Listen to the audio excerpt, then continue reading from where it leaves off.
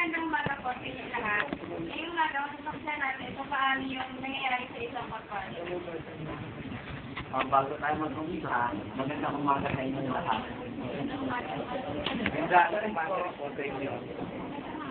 Kaya pinakitaw ko kayo sa pagkukulong na to dahil kailangan kong humanap na makakatulong ko sa aking korporasyon.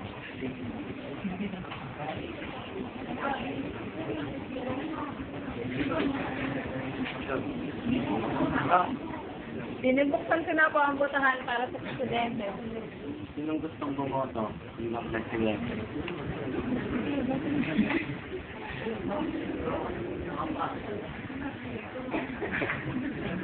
Nominate for President Yo malabo. Attorney Yo malabo. Manlago. Yun na.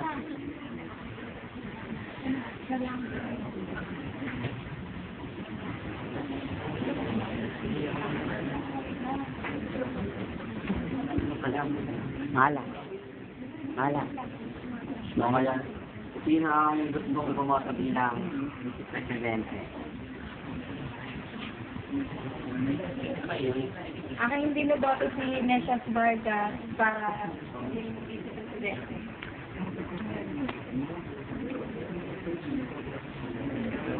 Abo po.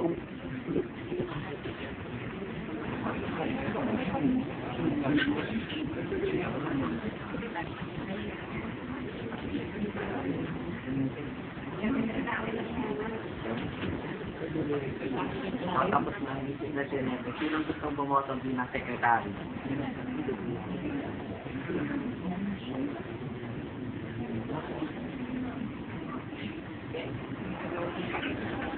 Nominate for secretary si Assistant Manager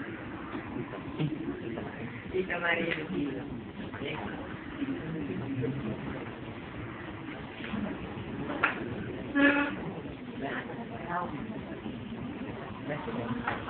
Doon lang yun.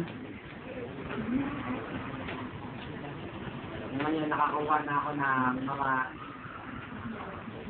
tutulong sa akin sa dunia kong korporasyon. Salamat sa inyo lahat. Salamat sa inyo lahat.